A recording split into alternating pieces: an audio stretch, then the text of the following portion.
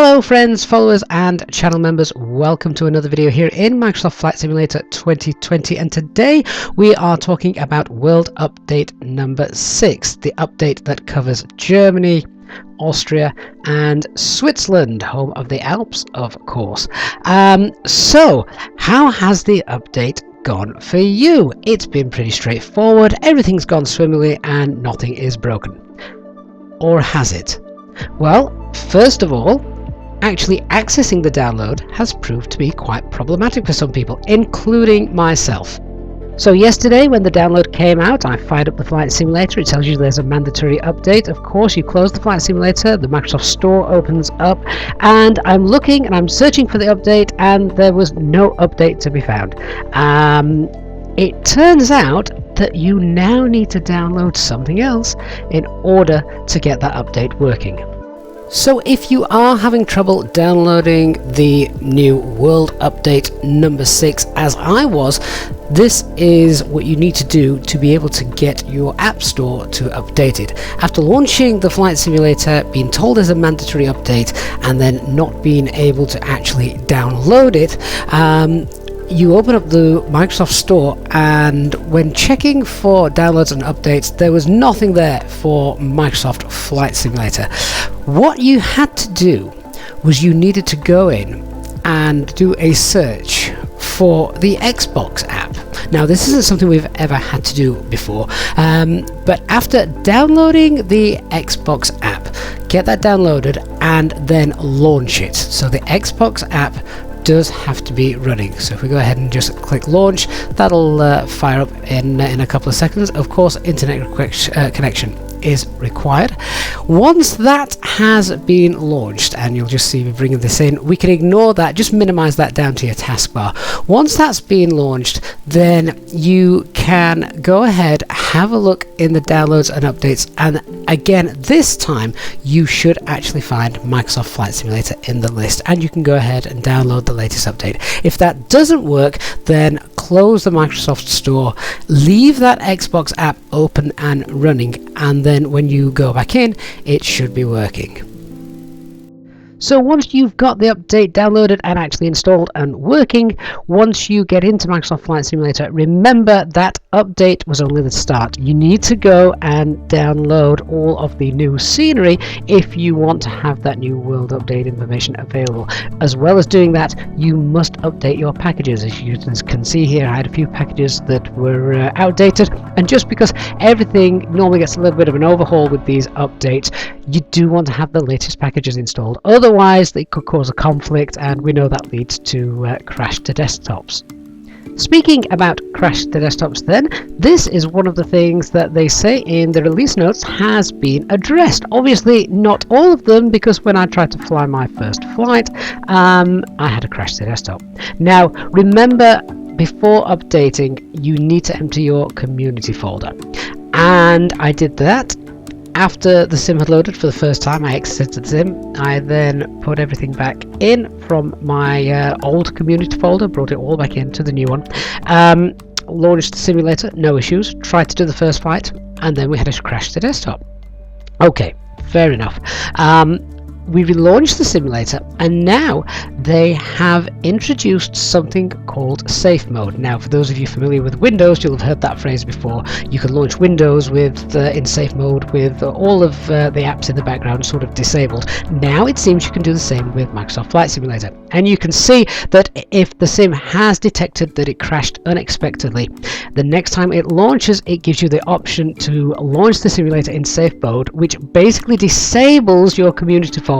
Because what Azobo are effectively saying is, if you are having a crash to desktop in Microsoft Flight Simulator, it is nothing to do with the simulator itself, and it must be caused by a outside mod that was in the community folder. So they suggest running in safe mode, flying in the simulator, and if all works exactly as it should, then you know you've got a faulty app. I'd love to know how you guys are getting on with this, and whether you've tried this method and ever had a crash to desktop whilst flying in this new safe mode. You do also have the option of just continuing to load normally, so it will load everything that is in your community folder. I did this the second time. I then went and started the exact same flight, and all work perfectly. So who knows, teething problems and little bugs to be ironed out. But anyway, that was fine. And then once I got into the simulator, I actually really started to enjoy what I was seeing. Obviously, we've had nearly 200 points of interest have been added. Some of them have been created by Orbex as well, which I think is really nice that Azovo is sort of outsourcing some of those points of interest, as it means that they can hopefully concentrate on other areas of the simulator. Now, as you'll know, on this channel, we don't do GA flying too often, so all of these points of interest, whilst nice, aren't always relevant to me. What I find more relevant is the airport updates, and they have improved airport data on around 100 airports. They've also fixed lots of different things on a few major bugs from airports, things like at Madrid, Murcia. I'm just talking about some European airports there, but there's the full list in the release notes, and it's really nice to see that that is all being sorted. The handcrafted airports then, Lübeck and Stuttgart have been added to the simulator. With that, you've also got a new bush trip across Germany, a discovery flight through Berlin, and then in Austria we've also got photogrammetry cities of Vienna, which is really nice as well. We had a look at this at a live stream when we came into Vienna on the night that the update was released, and wow, that actually looked really stunning. Another photogrammetry city is Basel. Now, Basel is a huge base for EasyJet, so we're definitely planning a live stream real ops flight there in the future, so be sure to make sure you join us for that one. They also now claim to have fixed, again, I think this is the third time this has been claimed, to have fixed the problems with the default ATC giving incorrect or receiving incorrect altitudes. So no longer should ATC be telling you over and over to climb to your designated altitude. Now, I don't fly with default ATC, so I'd love you guys to come and tell me, drop a comment down below if this is indeed the case, because I've seen a few people say that actually it still hasn't been fixed. Remember, of course, you need to set your altimeter to the correct setting wherever you are in the world. The team at Azovo have also, with this update, released a new off-screen terrain pre-caching option, and this can be set in the general graphics settings page, and again you can choose from low, medium, high and ultra. I had this set on ultra, and the idea behind this is it should stop scenery popping in when you're panning around, and basically load and cache on your machine more of the scenery that is around your aircraft to try and prevent any buildings popping in. Well, sadly, as you can see on this approach here, the terminal building just appeared out of nowhere, so I'm not entirely sure that this is a problem that's been eradicated. Maybe time will tell as we go on a little bit further, but again, let me know how you're getting on with that new setting down in the comments. Finally then, we have a couple of bugs that we need to be aware of. Now, I am very pleased to say that the fly-by-wire aircraft appears untouched. That's managed to make it through the update no problems, and to be honest, I haven't heard from anybody telling me that they've got any issues with any of the aircraft at all. So I think this update, this world update, in terms of breaking aircraft, all aircraft have come away unscathed, so that's really good news. I've seen several screenshots of the world's largest building in Frankfurt, which I went to go and find this, and I think that got sorted very quickly, because that was no longer there when I spawned in to check. But yes, a huge wide building that spanned around 60,000 feet. Of course, that should not have been there, so that one's being fixed. But what about this one? Becoming disorientated at night is fairly common for pilots, but this does not make things any easier. Check out the lights and how they appear to be floating above the city.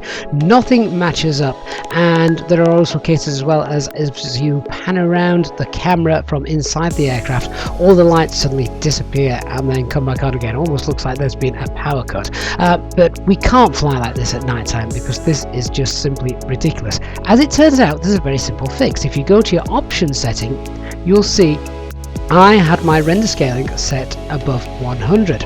If we now scale that back to 100, we'll just save that and then go back in, we should find that suddenly everything has been resumed. But I don't know if this is my imagination, but do these lights look blurry compared to how they used to be? I know I've obviously just scaled my render resolution back to 100, but even so, they don't look like they've got the same pinpoint accuracy as they did before. Let me know in the comments what you think about that. So all in all then, not the worst update that the simulator has ever had.